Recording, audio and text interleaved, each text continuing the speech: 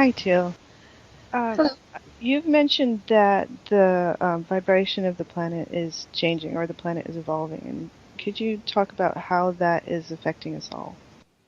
Well, the law in this universe is that if we're living in the same space, our vibrations have to match. So we are all living on the planet Earth, living in the universe. So when the vibration of the Earth and the universe goes up in frequency, we have to match that frequency in order to even stay alive. So as this frequency is increasing, you're going to start seeing major Earth changes, which we've already started seeing with all our climate issues that we've been having lately. With people, this is going to translate into majorly increased creativity levels, increased learning and memory. We are going to be receptive to information which is beyond the normal limits of our awareness and our consciousness.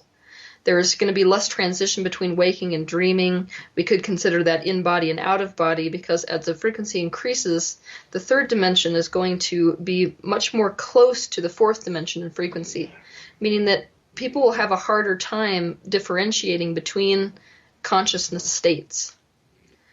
And this is a time of seriously rapid change, meaning that those of us who are kind of messing around in our day-to-day lives and not really making a real study of our own consciousness and of our own evolution are going to be thrown into it.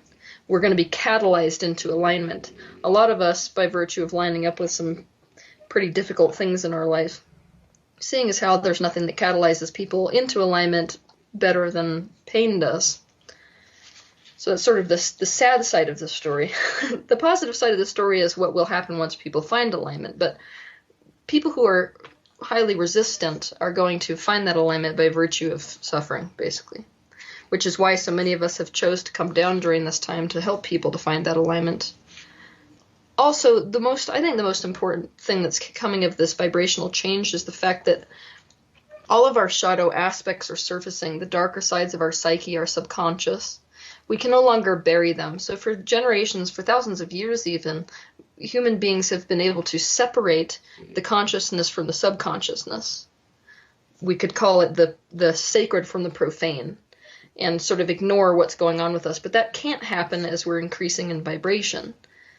Because obviously, if you're going to increase in vibration, you can't have these anchors, and we could consider shadow aspects or the subconscious an anchor. So those shadow aspects are going to be coming to the surface over and over again, which is why we could call this the rapid time of change. Most people are going to start going through these very, very heightened states of facing their stuff, basically. Let's just say it that way. People are going to be facing all of the shadows of their childhood, facing all of the shadows of their personalities, and really going to have to deal with them instead of do what our grandparents' generation did, which was just bury those things and not have it affect your life much, not get a lot of expansion, these sort of things. It's not an option that's available to those of us that are alive today, which is good news. So, would you say the people who are psychic intuitives, would you say that they're feeling both that some bad things are going to happen, like volcanoes going off and things like that, earth changes, but also that there's a feeling of excitement, of anticipation, like this is going to be great? Is that an accurate reading of the energies? Yes, I would say so, but it is quite difficult for even those who are highly intuitive to separate themselves from their own shadow aspects. So it's difficult for Mm-hmm. most of us when our own shadow aspects are coming to the forefront for us to have an accurate read on what's going on in the earth. So the answer is, for some of us, it will be us perceiving what's going on with us. For some of us, it might be perceiving what's going on in the greater aspects of humanity and the earth. Okay, right.